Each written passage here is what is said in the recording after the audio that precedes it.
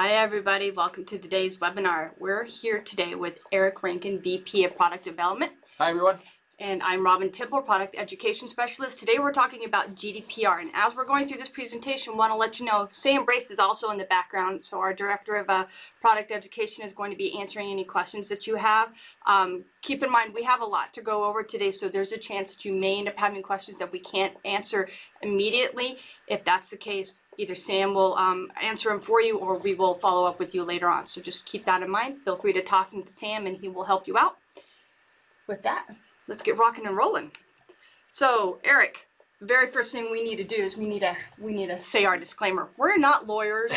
That's right. We recommend consulting a lawyer if you need a lawyer, if you need legal advice on how to interpret this law. But obviously we're going to do our best to make you aware of the law, the purposes of the law, and how you can best approach it.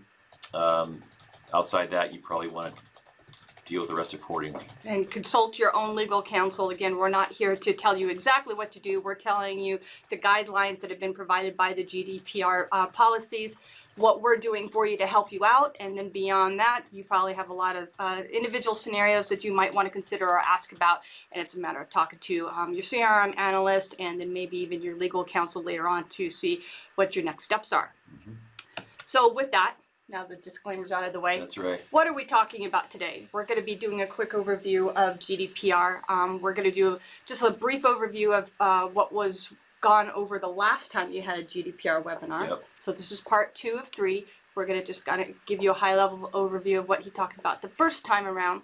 And then we're going to talk about how this is going to affect things that you do on your website that are controlled from the CRM side. And then along with that, what we're doing with you in regards to the data in your CRM. So a lot to go over, pretty high level, and we're ready. We are ready. I could tell he's excited. Can you see the excitement on his face? This is very cool stuff. Yep.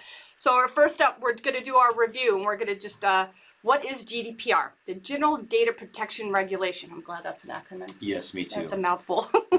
So what is GDPR? Yeah, so to recap, as Robin mentioned, right, this is part 2. So we're just going to go through a few brief slides here to sort of get everyone's brains back up to speed on this, because again, these will matter later as we talk through what you're doing, right, and why we're doing this stuff within systems, between, again, as Robin mentioned, between your web systems, other products, and CRM, etc. So again, the principles of GDPR specifically is around the rights and freedoms of personal information for EU citizens and residents. And define for me again what EU is. Yeah, EU is the European Union, and right now that's 28 nations, member nations in Europe. You can Google that and you'll find out the answers, of course. Soon to be 26 because, as we know, 27, as we know, because obviously the UK is exiting the EU. However, I will discuss that as well in regards to how the law is, how the EU is going to, how the UK specifically is going to address that separation under this law. Right, and one of the things that I had asked about in the very beginning is this is affecting EU citizens. So even if it's an EU citizen who's currently residing in the United States of America, it affects those people as well. Yes, it can. So keep that in mind. It's not American citizens, it's EU citizens who are residing in the United States of America, potentially, or outside and within the EU itself. That's right. So the fundamental principles. So the principles, yeah. So again, we're not going to go through these in detail. This session, we did a lot of that last, on segment 1. This is a quick review to look at these. I will refer back to these. I will discuss these points in what we're talking about around data collection, storage, right? The forms, opting in, etc. All the things we're going to get into. But essentially, the principles of GDPR, which we'll discuss, and I'll tie those off between, fairness and transparency, which we'll talk a lot about transparency at this particular cycle. Yeah. Integrity and confidentiality, which of course is one of the overarching principles of personal information anyway. Right. We're going to talk about limitations of purpose, which really ties to 2 and 5 essentially are going to combine this conversation around storage, okay? That's us. Purpose limitations being storage, exactly. Yep. As well as the limitations of purpose around your web cookies and the things on the front end as you collect information. Gotcha. Data minimization, of course, is just what it says, right? Is the amount of stuff you collect and what you do with it, and of course 4, which we'll discuss as well, between storage and the right to be forgotten that they have, that data subjects have, is accuracy of the information. Right. And again, I'll be using the term about data subjects, and that refers to essentially the person, the living natural person, their information. They're known as the data subject. So overall, we're talking about the storage of personal data for EU citizens. What is personal data, Eric? That's a great question. Yeah, so there's a lot of things, and there's be some nuances we'll talk about with personal data because, and this is going to be, sort of make a footnote here, as we get into things like cookies, it's going to contradict what I'm going to tell you right now. And we'll explain that when we get to it. And you'll say, well, geez, Eric, you just said it was this, and now it's that. Why? Again, it's how the law is written. It can be confusing. GDPR is a fairly robust piece of legislation. At this level, personal data is defined as things about it, again, as an identifiable natural person. And the key thing to note in this slide, as we talked about in the first session, was directly or indirectly that I can identify you. So that means I may not have your name, I may have your address, but I may have other pieces of data that combined, I can figure out who you are. Right. And that is the key thing to understand here. So personal data, again, these are some examples. We talked about these again last session, so just to refresh your minds on that one. You can go to the next slide as well. We talked about sensitive data. This is also, again, personally, it's much more sensitive. You may not collect some of this stuff, of course, but for full, understanding of the law, based on the business we're in, I want to make everyone understand what the information looks like. So those are the things we talked about in the first session about what personal data is, and we'll get more into the handling of these items as we go forward today. And when we are talking about persons, is there an age limit? I mean, so is it as an adult I have a right to be forgotten, or as an adult I could say, hey, you've got my child's information? Is there any sort of age limit there? That's a great question. So there's really two parts to this, and of course, as a lot of people can imagine, when new laws like this come out, there are some decisions that sort of have yet to be defined or handed down specifically. Mm-hmm. One of them is actually the age limit, right? So right now, there's a debate on the child part of this law between 13 and 16. Okay. There are some member nations of the EU that are sort of debating like 13 or younger should have parental consent, and there should be controls around that, right? Okay. Others are saying if they're older than 13, or really 16 is really where we're going up against right now, is considered an adult. So again, consult with your with counsel if you have to define that, because there are different behaviors you got to do with child information. Parents need to be informed, etc. Mm-hmm. But right now, for an adult, we're saying anything over the age of 16, we're going to consider adult in our case. Fair enough. Good question. All right. So data collection. We're talking about what it is how you're collecting it and where you're storing it after you've collected it, right? Yeah. So there's a lot to talk about here, and we're going to go through this pretty in depth, because this is where, again, we get into the meat of the session. Mm-hmm. There's what everyone collects today. There's lots of places and methodologies, two things in which it's collected, yep. Right? So we're going to talk about things like, for example, brick and mortar locations. If you have a visitor center or some other location, that's one location where you can collect, right? You can have a kiosk or a physical device that's at somewhere publicly placed where that information without a person, an individual does that, right? I can do that verbally. We'll talk about that specifically. I can meet Robin at a trade show or an event or something like that and say, hey, Robin, right? And we can have that conversation. I can collect personal information about Robin there that I may want to use later on, right? Exactly. Or any other specific locale that can take place, obviously email.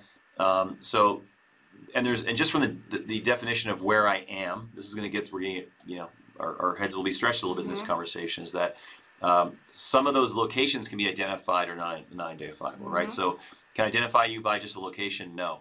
Can I identify you by just your email? Maybe, maybe not. Typically I can, but so just remember all of this as we keep going forward, thinking about the difference between identifiable and non-identifiable information. And this will matter later when we talk about storage, collection, and just complying with the law itself. Yeah, so just keep in mind, we are talking about data that you're importing, and we're talking about data that you're collecting through forms, and even spreadsheets that you're coming back from trade shows with. So there's multiple ways that you could be getting this information, and then how you're storing it in CRM is what we're here to help you with, and how you can comply with that data once you have it. So again, we're talking about where it comes from. You're either collecting it from a form, you're importing it, you've got spreadsheets, you've got kiosks where people are actually walking up to it and filling out the form themselves, or you have people sitting at a desk at a visitor center asking the questions. Yes, exactly. Or you're walking the trade show floors, as you mentioned, right? Exactly. So, and one thing we'll talk about later, which, again, trying to piece this presentation in a sort of logical manner is obviously proves challenging with this kind of law, because it does kind of move around. Right. But if you do recall in the last session, we talked about controllers and processors, and I'll get into that other slide.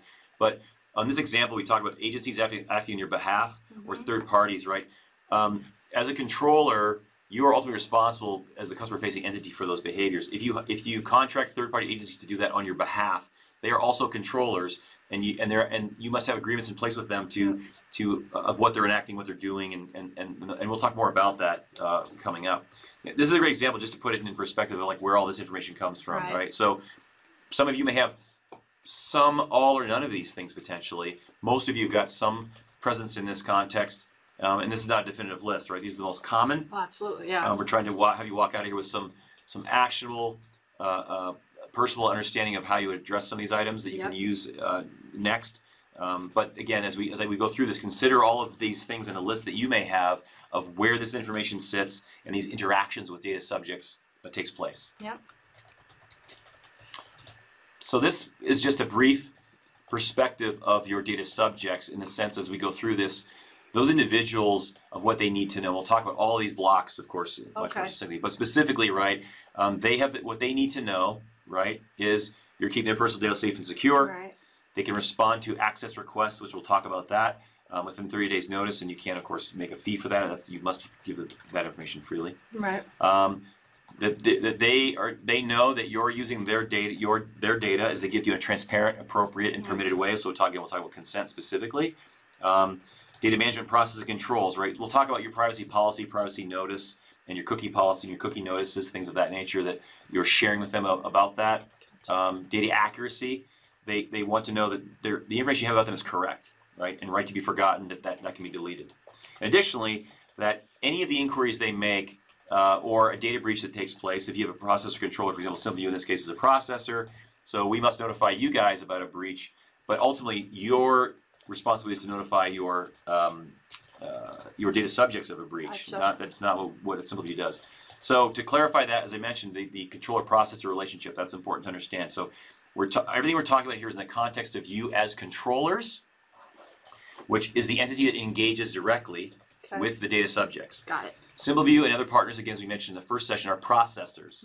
So just to clarify, the rest of this conversation strictly is going to be talking around you as controllers and all the steps, process, policies you would need to take or enact as a controller to comply with how you manage your data subjects information. Gotcha. Okay, so just to make sure everyone's up to speed, because there's a lot of stuff that we're going to get into on that. Perfect. So yeah, we're talking to you today as a controller. You guys are the ones who have the data, and then what you're doing with it and how you're storing it and how you're processing it. That's what we're talking about today. Yeah. That's a lot to walk away with. It is. It's a lot. Yeah. So up front, we want to make sure that we're teaching you guys or giving you ideas of how to control that data and how to really identify what it is you're doing with it. In other words, posting it, letting them know exactly what you're doing with it, the privacy policies and notices, right? Yeah. So the first part of this, of course, is a privacy policy and privacy notice, right? So every organization, and most of you probably do, have a privacy policy.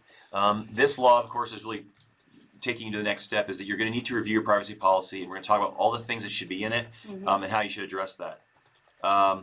In addition to the privacy policy, there's what's called a privacy notice. And I know this is a nuance, but again, it has some legal implications. It makes it easier to understand. Semantics are always fun. Yeah, exactly. So the policy is what you have internally, right? That's your policy about how you're handling privacy, right, as an organization.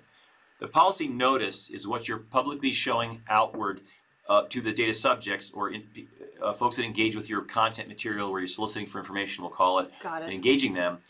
That's your privacy notice. You're notifying them of your privacy policy, if you will. So I know it's a semantic. That's a good way to think about it, yeah. Yeah. So specifically what needs to be in there, we talk about that, right? So clear and transparent language, we'll talk about that even more, but it should be easy to read, unambiguous.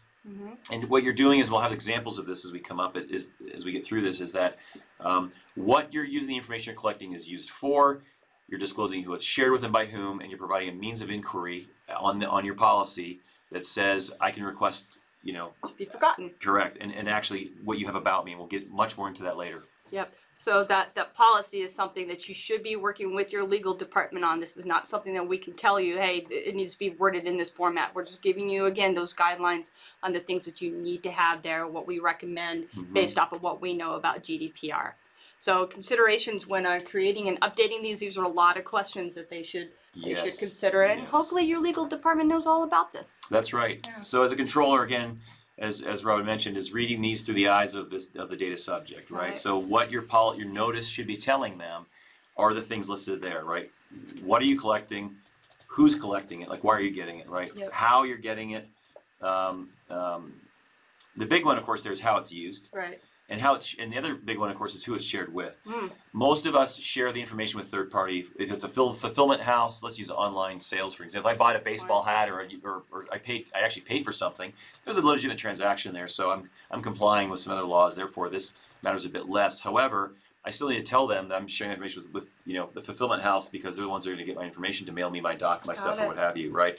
So it matters at all levels. If there's no financial transaction, it still matters, right? So if you yourself as a destination are fulfilling, say, a visitor's guide request, and that request is being filled out by a third party who just mails them out, it's a print shop.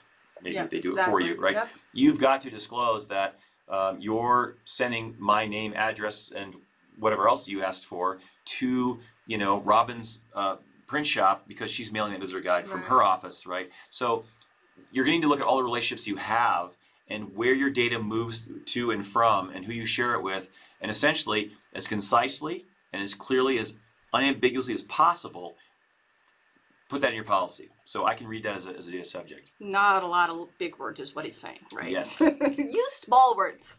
Yes. And so this is important to know.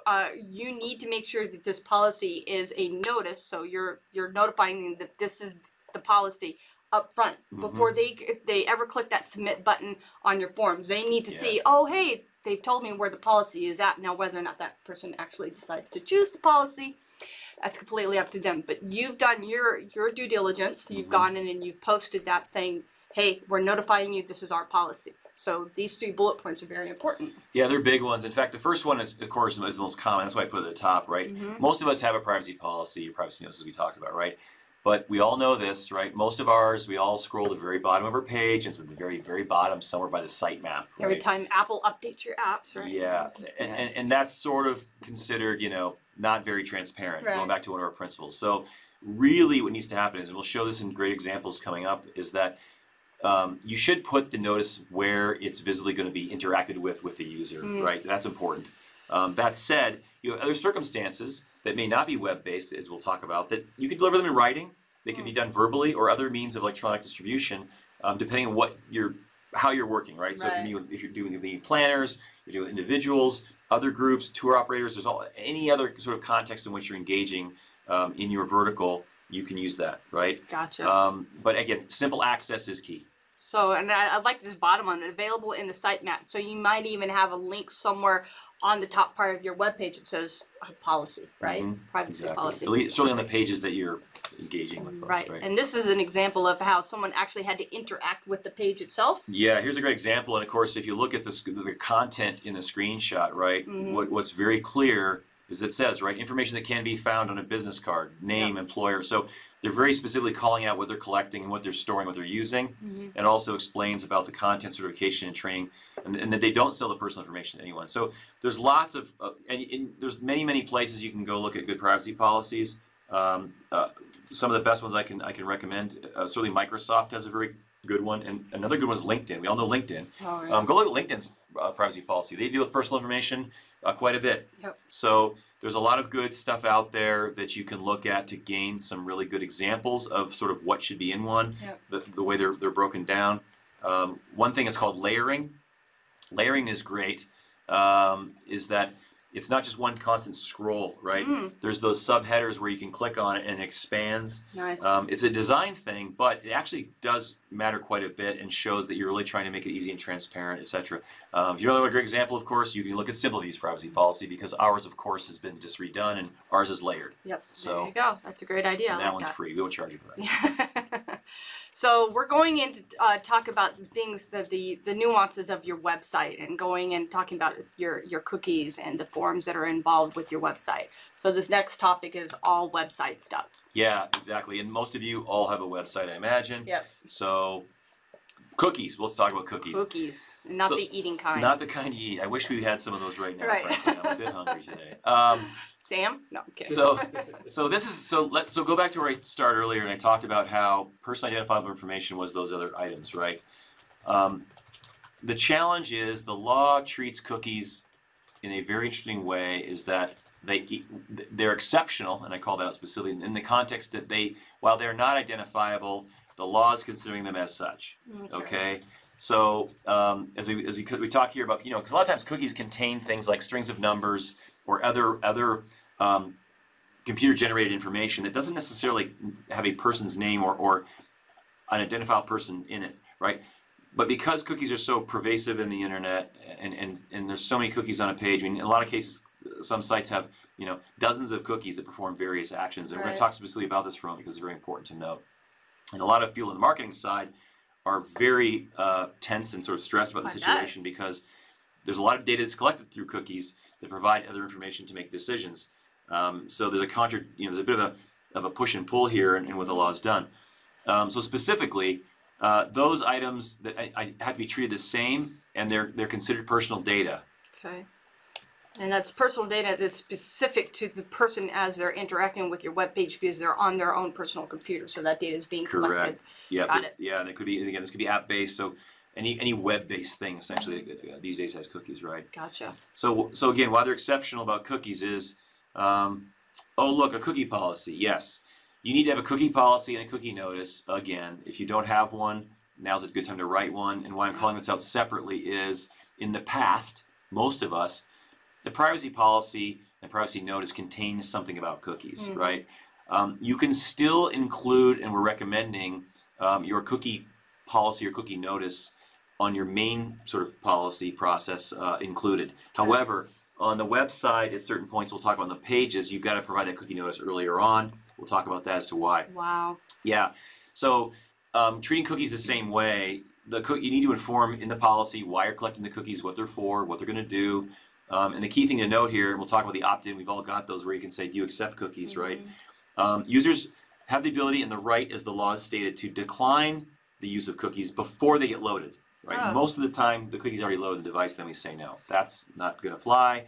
So that said, there are occasions where cookies matter for you and to run a business, and we'll talk about that in the next slide. But essentially, first-party cookies are better than third-party cookies because the farther away you get, it's hard to justify the need. Right. And then the other things that, like, normally you'd imagine about sharing the information, what you're doing with that. And again, the key at the bottom here is the service still must be available for the user to use cookies even if they're declined. You can't withhold completely.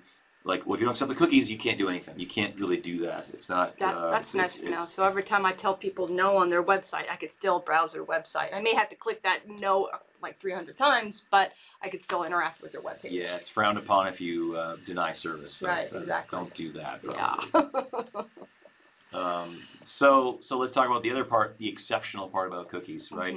So if you go through all of those cookie items, right, it is likely, and we all know this, right, that specific cookies are required for the services that you need to provide to perform properly. Gotcha. Okay, because cookies do drive actions. Yep.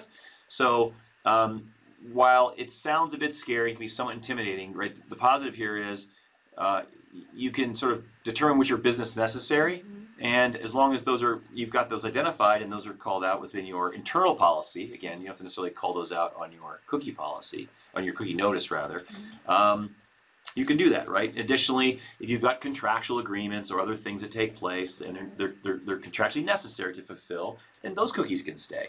So it's not as if data subjects who come to your site, to your app, or what have you to literally you have to deliver, remove all cookies, right? You will have an opportunity to maintain the ones that are necessary.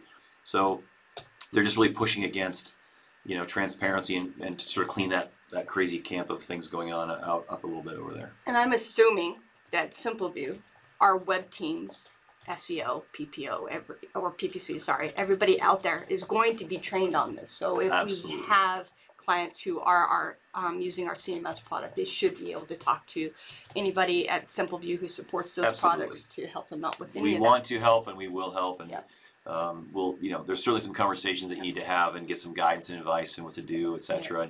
And again, let's be honest, most of us don't look at our cookies that much. Exactly. When you do look at them, like I said, you're surprised that there's many, many, many, many on there. Yeah, so I just wanted to make that distinction for you. If you are wondering who would help you out in regards to your specific SimpleView website, that's not necessarily someone at the CRM side that would be able to help you out, but we do have personnel here on site who know all about the stuff, and they can help you out with your cookies to know where they're at within your website, within your apps that you are providing.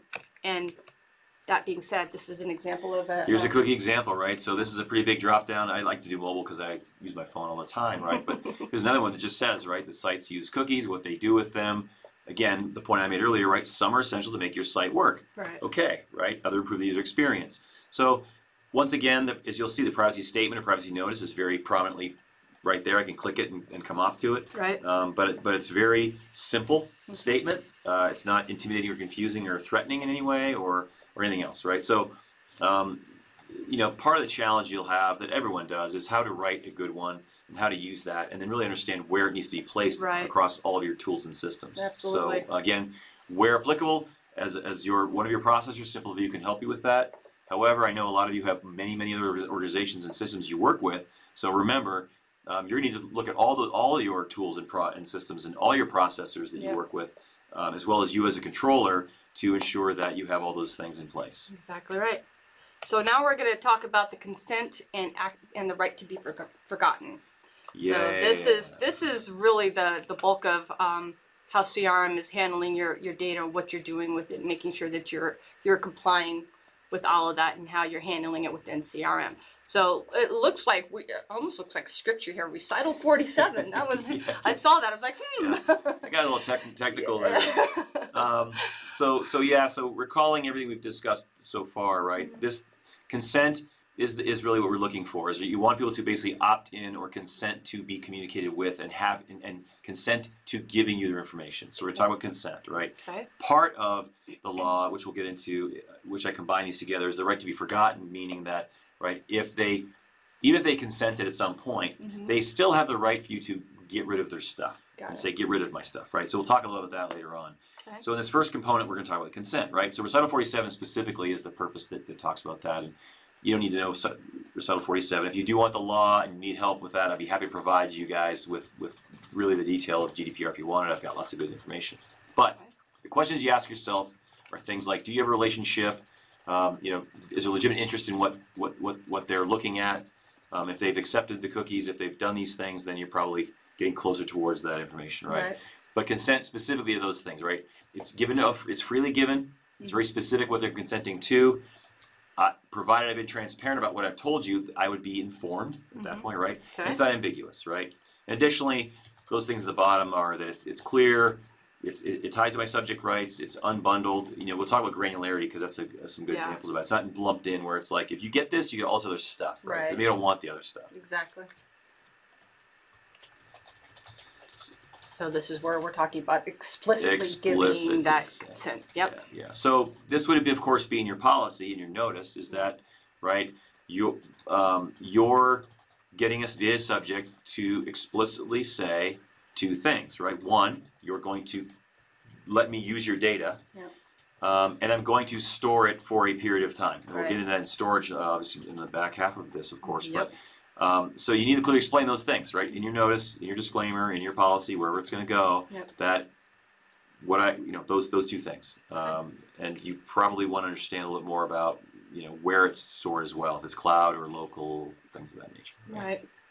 So consent must be active, affirmative action by the data subject, meaning that they actually have to physically click something. It's not like they land on the page and everything's automatically checked. They're actively opting in. They are actively saying yes, yes, yes, yes, yes to all these checkboxes. That's correct. Yep. Yeah, the one thing, the single thing to note on this, and this is where it gets somewhat simple, I guess we could say, right, is that no longer can folks, is a pre-check box or just by me doing something randomly, so to speak, or just behaving on the site means I'm automatically saying yes, right? Consent specifically must be a documented activity through their actions they take on the site, an actual step that you record to sort of prove it, right? And that's what that is. So no longer is passively you say, well, no means yeah. If you don't do something, you're automatically in, right? So that's what we're going to talk about here when we get into the forms conversation. Okay.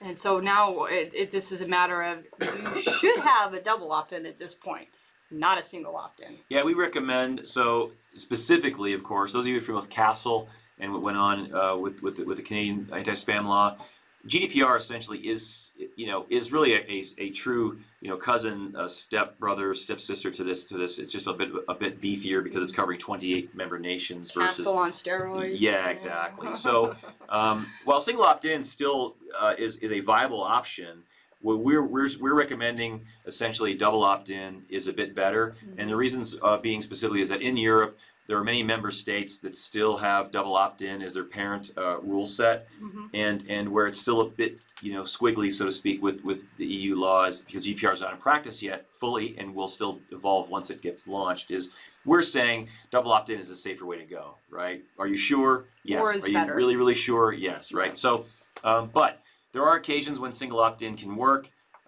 Again, that's a risk decision you can make. Yep. I say that lightly in the sense of, I don't think you need to pine over it as if you're going to, the world's going to end tomorrow, but right.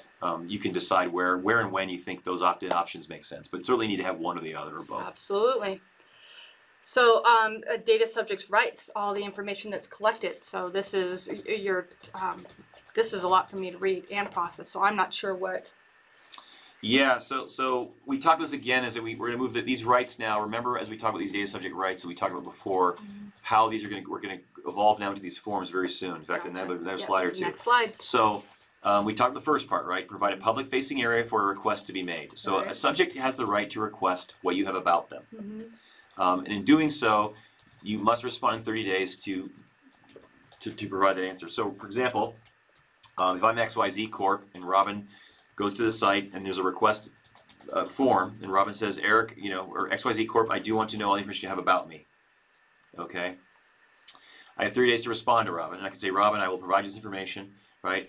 Now, if I need more time, let's say, for example, I've got it in multiple systems or multiple places, and I can't just go get it that quickly.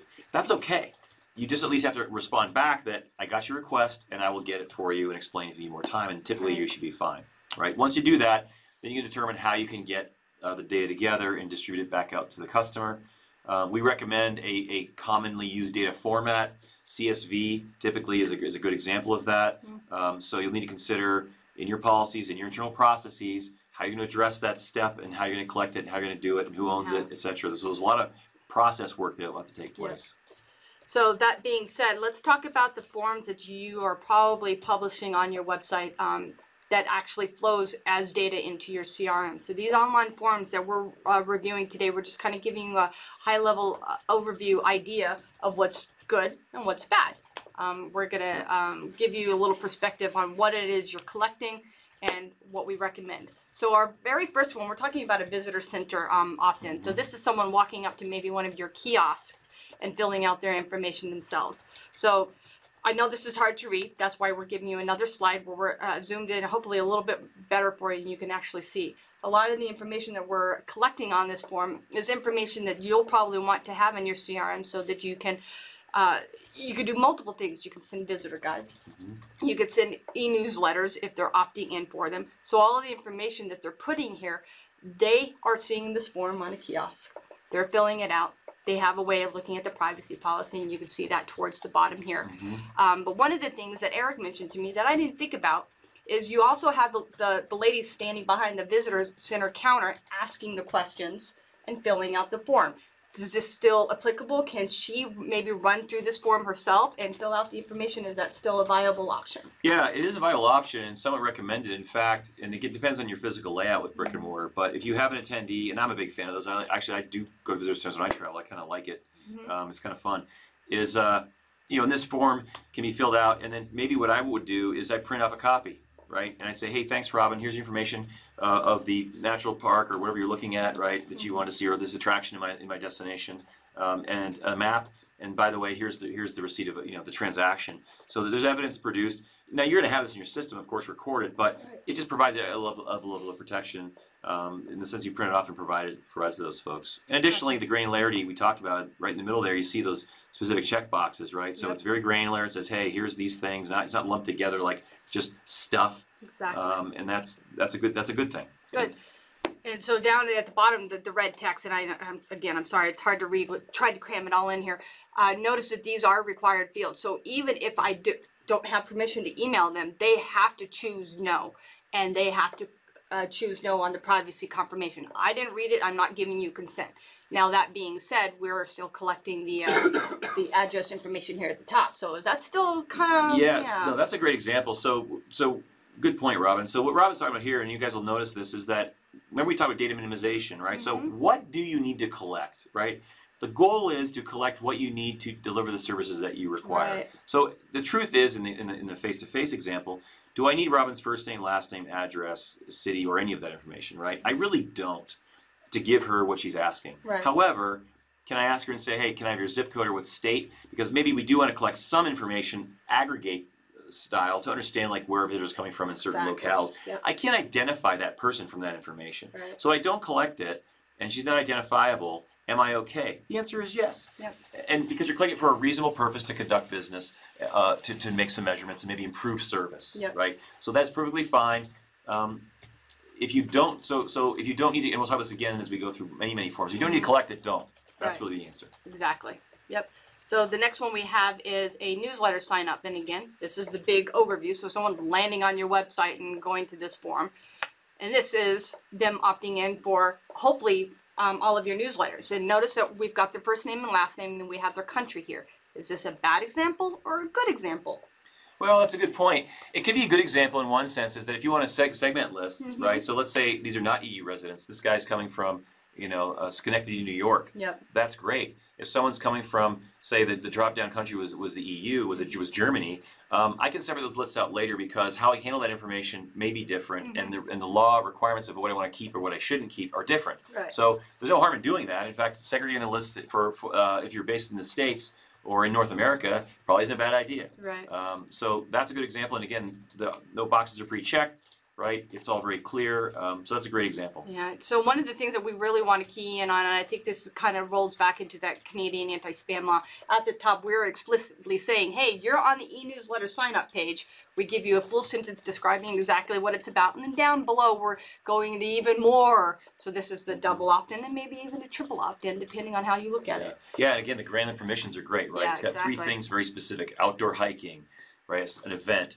So I can choose what I want specifically communicated to me. Exactly. No ambiguity, no bundling of things together to be confusing. So Yeah, that's a even great. this down here where we're talking about giving a vacation giveaway, that's still not bundling. They still have to physically go in and they have to say, yeah, absolutely, I want a vacation giveaway. I want to be included in that. Right. So, An yeah. example there would be, right, the assumption would be made in the privacy policy is that I'm sharing that information with a third party. That may be a cruise line. Yep. I've got to say, in doing this, right, this is going to, Princess Cruises. Right. So as long as you're clear and transparent, and you're not, and legitimate interest is tied to it, Yep. right? So for example, obviously, if I'm looking at vacation options here, that should not be something for a Chevy Cruise, right? The cars have nothing to do with travel. So Right.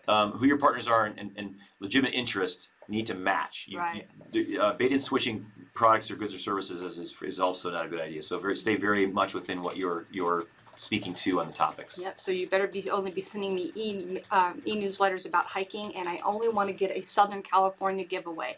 I don't want to go to England, and no, I don't want to be interested in kickboxing. Maybe. Yeah, Don't exactly. send me those random No. things. So this is an example of a bad opt-in. This is just not a good one at Well, all. right. I want everybody's stuff. Yeah. I want everything, Everything. and I'm saying yes. It's pre-checked, Yeah. and I don't know what I'm getting. Exactly. And nor have I told them what I'm doing with it after they've given it to me. Yeah. So that's a bad example. So again, look at all your forms. Look where they are, and just see what you're missing. You'll be surprised in a few that you think. And again, let's go back to the example here.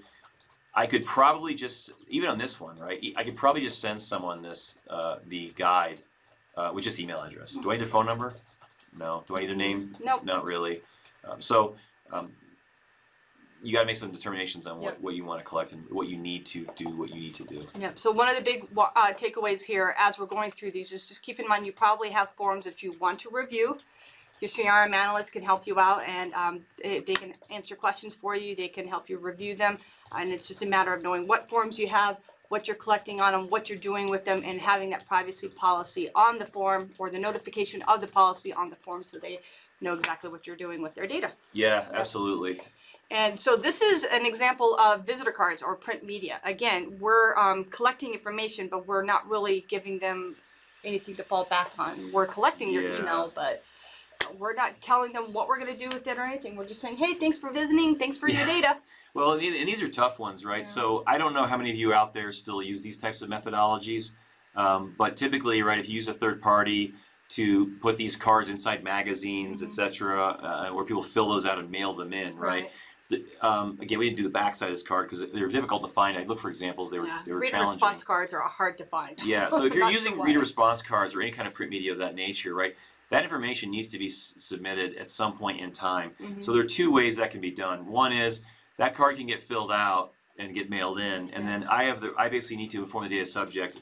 Again, as we talk about email or other communication, the first thing I send back to them isn't what they requested. The first thing I send back to them is a privacy notice that's saying, hey, you sent me this card, which means the following, right? And we're going to do this stuff with the information, we're contacting these people, et cetera, right? And that takes them to the page where they can then opt out or request, if they want to lodge a complaint, not complaint's not the right word, but they want to lodge an inquiry about, what you have and what you are doing with it, even though you just told them that, you still have to be able to do that, right? Additionally, if it's going to a third-party organization, so let's say I contracted for Robin Inc. to put these in her magazine and to go collect those and then give them to me in, say, a spreadsheet, flat file. Well, that's okay, but Robin's acting on my behalf as a controller. She's communicating with my data subjects. When that comes back to me, I need to have a record of their opt-in and their consent. That's interesting. How can I get that? Well, there are two ways. One, I would expect them to send me all the cards, the physical cards with that record at some point, so I have them. I can collect that and store that information. Or two, there is some other form of an indicator of consent that's in that file that they provide. And again, you're going to want to have an agreement between your processors and controllers that says, hey, you're doing these things for me, and you're saying that everything you're doing is in compliance with those laws, and we're all in good company. Because again, as I mentioned in the first session, right, we're both organizations are equally liable to the data subject under the law, right? We're both in this together, so no one gets off and can blame the other guy when it happens. So if you work with Texas Monthly and they send you spreadsheets every month, they're obtaining that data. They should have some sort of privacy policy that indicates what they're doing with the data that they're handing you, and then you should know in advance that they've already they've complied with that privacy policy notification. And then along with that, maybe you're a DMO who has another website who's collecting information for you. Same thing. They should be notifying the interactors, the user of that web form, hey, this is our policy, this is what we're going to do with it. We're passing this information on to maybe Visit Fort Wayne or another DMO. So just keep in mind that you may be the third person to receive that information, but you need to make sure that whoever retrieved that info and gave it to you also complied with it. Absolutely. Absolutely. So we're going into talking about bad examples of consumer engagements, and these are interesting. So this is, someone may be landing on your website and again, just filling out a simple form. What are we doing with this? We don't know. There's no information that's really telling them what they're doing with it after they've collected it. Yeah, especially on an event, with events or certain like time-bound topics. Because you're only keeping that for a certain point in time. Now that said, if there's a transactional relationship where there's going to be an agreement or money changing hands and an actual transaction, right? That's somewhat different. And we could talk again, as briefly as we can make this presentation. There are many examples where there are specific cases within how the law works that don't necessarily apply, right? Because there are other laws that will supersede GDPR. Right, I must retain financial records for tax purposes and other things that have to be required by law for 10 years or what have you. Right, exactly. So if you have those types of activities, which most of you do as well, some of those pieces of information you will be able to retain for longer, and you will be able to keep that information. Right. So when someone asks you to share what they have about you, you do that. But you also have reasons why you must keep it. In some cases, if I ask you to remove it, you cannot. You don't have to do that. Right. Yep.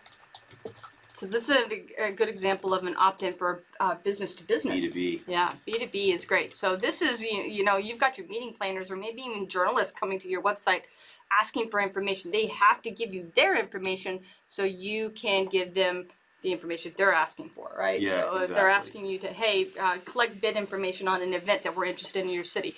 That is a legitimate business to business transaction. Do they have a right to ask for forgetting me? Yeah, great question. So data subjects as individuals and businesses are treated the same. So a business can do, and it's obviously a very low use case. I mean, I don't think, hopefully most of us won't have challenges or anything come up with B2B, but a business can request what you have about the business and what you have about their information, which typically is going to identify a natural person probably in there somewhere, and may request to have that information removed. However, as we mentioned, if there are transactional or contractual activities that take place, while you can share that information, you have the right that you may not be deleted. You may have to retain it for other legal purposes within your organization, within your state, state, federal, local sort of laws. So as long as you're looking at those things sort of with that stance, you're probably okay as well. Just a reminder that in this example, while it's very detailed and a little clearer, and it's got disclosure statements, etc., right? The real issue is, do I need all that information collected at this point in time? Right, exactly. Right? If I have an agreement signed, I can collect more. If it's just an inquiry about maybe I'm interested, I don't know if you need all of that. So just look at what you need to collect and when you need to collect it. And it's important to be aware of this because I know that we have some DMOs that are on the line right now who have specific forms on their website where we collect information for RFPs. RFPs, that is a business-to-business relationship, and we do collect a lot of information up front. We are collecting company, we are collecting contact information. You're in compliance as long as we have, you had that disclosure statement in there saying, hey, this is what we're going to do with it, right? Yep, exactly. All right, so you've gone through everything. You know that you've got your policy ready, you've got your forms posted. Now that we're actually collecting the data within your CRM, what do we get to do with it in order to help you out when someone says, I want to be forgotten? That's a great question. So that's known as, this is a good word to know because you'll hear different terminologies and they can get confusing. Data anonymization is basically when you scramble data and it's unrecoverable, right? It is a form of what's called like a soft delete. So whether a record can actually physically be deleted in a system, right? If it can be deleted and never recovered, that's a good one. Or it can be if it's scrambled within a system, it's anonymized. Right? And we'll talk about the difference between anonymization and pseudonymization because that's where it gets confusing. But in our case, we're going to anonymize information or delete it, as in the right to be forgotten in your systems or other systems where you might want to find out about other products you're using besides ours. Yep. So that being said, what does that mean for you?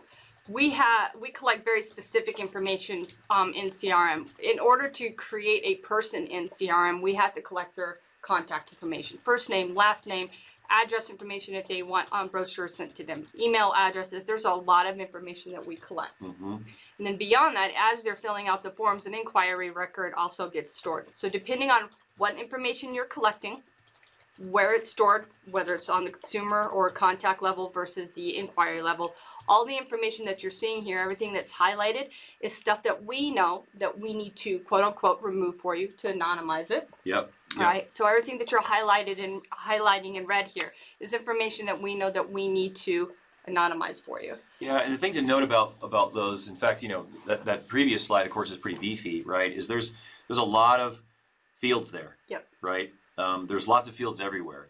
This is the chance that you have to evaluate all of the information you collect and ask yourself those tough questions, right? As we said multiple times today, what are you collecting it for? Why do you have it? What do you need it? What are you doing with it, etc.? Because those are the questions you have to answer for the data subject. So it's a double-edged sword, of course, right? One is you're going to tighten up your database and probably remove some stuff that you probably don't need, because if you can stare at it and say, I don't know what I do with this information, I mean... UDFs. Yeah, UDFs. I mean, a great example, single or married. I mean, I get it, at some point, at a time earlier, knowing what your kids' names were and their birthday and all that kind of personalized stuff was kind of good, and I get it, right? We all do, but the world's changed, right? That's where this law exists. This law is there because of the digital age. Some of those things aren't really relevant anymore, so you may need to make some determinations of these things that you probably shouldn't store any longer, right? Exactly right. So that first one we were looking at is the contact level. This is the inquiry, and keep in mind we're looking at the consumer user group at this time. You may have forms on your website that collect data and store it within other user groups. So don't think that this is only applicable to your consumer user group. Depending on whether or not you have a business-to-business relationship, this could potentially affect all of your user groups within CRM. So one of the things that we're going to do is we're working with the product team to come up with a solution. I think right now what we're looking at is we're looking at a report where you can do a search across your entire CRM for any contact records based off of first name, last name, email address, and I think we're even looking at physical address. We give you results and we say, okay, this is what we have. This is your chance to go back to John or Eddie or whoever it is inquired with you when they said, hey, what do you have for me? You have the opportunity to say, okay, this is what we've got for you. So you have a report format. They come back to you and say, okay, I need you to forget me. The information that appears on the report, what we're hoping to do is we're hoping to give you the opportunity to click a button that wipes it all out. Now, that being said, this is a huge disclaimer. I know a lot of you are probably going, well, what if they exist in all these user groups and they're a business here, but they're a personal, someone in my consumer user group. We're looking at solutions for you. Know that this is not a finite answer at this point.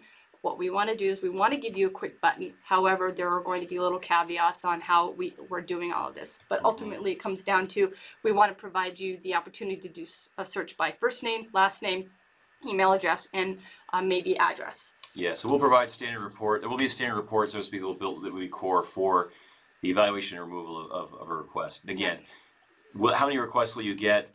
I don't think most of us will get very many, and these should be very, very specific cases where you'll have to do that. So, and because of everyone's data varying and what they collect, right? There's going to be a very simplistic base level report we're going to build. There will be no capabilities to build sort of custom versions of reports for this. It's a very, it's a compliance level issue. So we'll provide the universal sort of solution as we're talking about here. Yep. And again, it'll be a hard delete. So once those records are deleted, they are permanently gone forever. Yep. So the other thing, of course, will be important is the access and permissions you give to who has that capability. Because Exactly you don't want to give it to everybody. That would be probably risky. Yep. So what we're looking at here is the screen of an anonymized person. So we've clicked that button after we've run the report because John told me that he wants to be forgotten. So we're here, we're looking at the information. We have the information in here in regards to city, state, zip, and country because we can't identify an individual person based off of this. That's but all the other information such as sex, email address, phone number, all that information that's sensitive to that one person has now been anonymized. So we've complied, and now you can still report. Absolutely. I mean, as we said, businesses need some detail and some information for some of your reporting, right? So where we can retain anonymous data that you need for some of those business purposes that can be justified, of course, is fair. So, when you look at some of your reports, in a supplemental manner, you have to look at some of those other reports you generate on aggregate levels to ensure that they're based off of high-level data points, not named or identifiable individuals to get to those, right? So there's two levels of reporting you have to evaluate on, whether it's your sort of KPI measurements that you have, or maybe some board reporting that you're providing, how those roll up. Don't roll down to those personal. If those records have to go away, you can still maintain your larger sort of overview operational measurements. All right, and we are working with the CRM analysts to make sure that they're up to date and up to speed on everything that we're reviewing today. So if you have your CRM monthly call with your analysts, if this is a topic you want to broach, they should be able to give you some pretty good information. So don't think that we're walking away today without giving you the sources. Your analyst should be able to help you out with a lot of this stuff. So now we've given you the opportunity to forget John, Eddie, whoever it is. Now let's talk about the data storage and what we're doing with that data, how long you should be keeping it, what you should think about in regards to handling that data in the future. Yeah, so that's a big one because everyone has different businesses, right? So this is where I know a lot of you, and I really struggle to try and find. I want to give you some concrete stuff you can walk out with on this topic, and it's hard because we're just one small piece of your entire organization in that sense, right? So you're going to have to come up with and meet with your peers, your IT, all your entire organization as a whole is going to have to meet and discuss a policy of data storage, right? What you collect, why you store it, and then define timeframes. And some of those timeframes will have to match up with the laws we talked about, right? Some things by state and federal or other regional laws, you must hold some information, right? And if you've got contractual obligations or other fiduciary behaviors, then you're probably okay. Again, there are things that supersede the law. It's not as if you have to, go against one to make the other, right? So remember, your local sort of specific activities around some of those laws will supersede that. And the best example I mentioned is if you can segment your data or your list specifically about what you have. So if you have stuff that you keep, stuff that you don't keep, and you've got those sort of piled properly, it makes life a little bit easier for you. That makes sense. I like that. It makes it easy. Everyone likes little piles. Yeah, it's piles, piles, piles, piles. So, yeah, I'm not. So we're talking about what data is actually being stored here. Is that what this is? Well, it's really just to talk about because technically storage is. This is to sort of open our minds a bit on what storage looks like, right? Email is essentially a storage mechanism, right? That's true. We all have inboxes that have a zillion things in them. Yep. Guess what? That's storage, right? Truth. Got it. We have cloud storage and cloud applications where stuff sits. You have physical devices. I've got jump drives. I've got hard drives. I've got servers in my building with blinking lights, right? You have social media accounts that are maybe business level social media accounts or other accounts that you use for work data for marketing purposes, etc. Right? So all of those things, you've got to understand what they are. You've got to look at them. You've got to classify what they are, where they are, and who has access to those things. So it's a lot. Hopefully it's not boxes of paper. That's all I gotta say. No. Don't want to have to go rifling through pages. Well, one shredder could solve that, right? Or a match. So what to do with the data that you do have? So you've got all these storage points. You've got all this data. What are we going to do with that data? Yeah, so this is the hard part, right? So let's assume everything we just talked about most of this hour was you got all that covered. That's awesome. Good for you. High five. Yep. Right? Now your problem is I have stuff before the law goes into effect. What do I do with that? I don't have consent collected for those things. I've probably got fields I didn't need for some of those things. Oh my gosh, right? Because now I'm basically entering the law with a liability. Right, exactly. Yeah, the answer there is you are. The short answer is yes, right? If you can't segment it to even know who your EU citizens are, EU residents are, and other ways to differentiate that list to be segmented, you're going to have a bit of a challenge, right? Yeah. So this is a great time to clean out your sock drawer, right? Go look at your data. Go look how old it is. And I'll give you some of the best examples I can tell you, right? If I have, say, a biannual event, and I engage with some of those folks every 2 years, how long do I keep that for, right? Well, I could argue I could keep it for at least 3 years because at the end of year 2, I might need one more year to add them, re-up their stuff, right? So most of your retention, your existing list you have to look at is what you're going to do with it and when the last time you engaged, right? If some of these things you've had sitting around for a very, very long time and there's been no activity against them, you probably just need to get rid of it, right? If they have a history that shows consent ongoing, and consent can be, I mean, if I talk to Robin on a regular basis, then this is established, right? We're okay. But if you haven't, you don't want to retouch those records. So it's one thing that we really want to point out, the third part of the series, we're talking about a re-engagement campaign. Yes, we are. Yeah, so Veronica and Eric are going to talk to you about how to re-engage those people and get them to opt back in or unsubscribe so that you're not liable anymore. Absolutely, absolutely. So yeah, that's right. All of 3 will be re-engagement for this old data. Yep. It's probably a great session for those of you that are probably at this point going, oh my gosh, my head's going to explode, Eric. Thank you very much. Mine already has. But again, just the recap there is, right, demonstrate existing customer relationship, you're probably okay. Yep. Again, just use your reasonable mind and say, would a reasonable person to say that this is true? If they do, you're probably okay, right? Yep. You want provable consent. That's the important thing. It's stored somehow, somewhere, and you want to go get it. And if you have it from existing partners or other measures that you've worked with, other agencies, help them, put them to work to go help you get it, right? If they can, great. If they can't, then you just have to come up with a solution what you're going to do. Yep. No problem. So one of the things that we do want to keep in mind here is that there is a handout that's available here for you on the presentation. So there in your go-to meeting window, you should have a download button for the PDF version of this. So I know we're going over a lot. Keep in mind that a lot of the stuff is up to you to read through. We're talking about most of the key points that we can. So if you feel like we went past something, it's there in the slide decks for you still. Yeah. It's a lot. Yeah, it's a lot. So weighing the legitimate interest of the organization with the data, what you're actually going to do with it, why you still have it, do you still need it? Exactly. Yep. It's just balancing what you need to do your business and what again the data subject to the rights of the individual is that you have, right? And sometimes they work out. Sometimes you might have a conflict. You sort of got to consult with your own internal thing and sort of decide which one you're gonna hold to.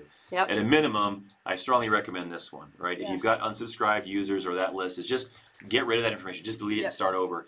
One thing of this law I think is a positive is that it's really driving the quality over quantity message. Yep. So in all of what's been done here, you're going to get better qualified individuals in communications with those users and those individuals for marketing, for activity, to drive commerce to your locations and to really that economic development you were talking about, right? So Exactly. cleaning all this up is probably one of those things. Sometimes the law actually ends up being a good thing when it's over. It helps us get I tidied agree. up. Absolutely. Yeah. And stop talking to the people who don't want to hear from you anymore, right? That's, yeah. Exactly. Yep.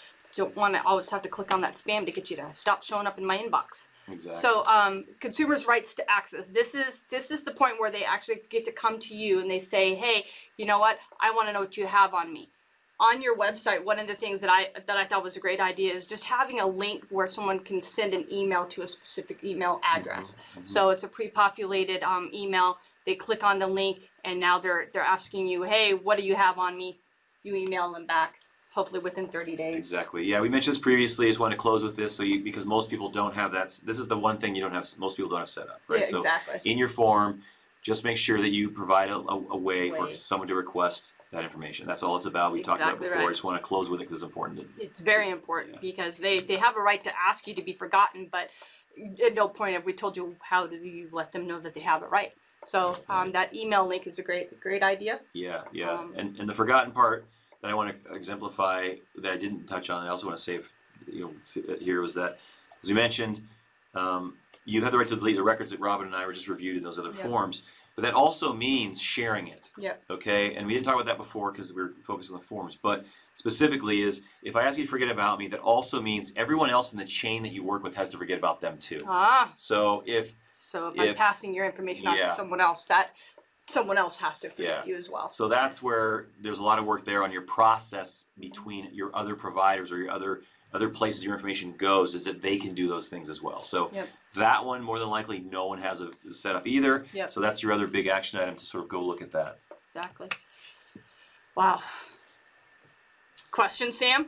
We have had tons. Tons. And because we are past the top of the hour at this point, what I am planning on doing is in the user forum of the client portal, I'm going to post all the questions and the answers I've been providing so that when we get the link to this, I'll post that there along with all the additional questions. So if you have additional questions, you can also keep those going in that forum post. Perfect. I don't want to take your time, but I do appreciate all the questions that I have received at this point. Yeah, but we managed it. And look at that, an good. hour. Yeah, I hour appreciate and you 1 guys. minute. Yeah, I appreciate you guys getting on. Obviously, part 3, re-engagement, is big for your existing data, so please attend that one as well. I'll be available at Summit. I'll be talking about this probably the whole time I'm there. Many of you ask me tons and tons of questions, and that's perfectly fine. So we're giving a presentation on it at Summit. Yep, we'll be ready for you. I'll be ready for you. He'll be the guy walking around with GDPR on his chest. That's right. All right. Bye, guys. Thank you for joining us, and we'll see you next time. Take care. Thanks.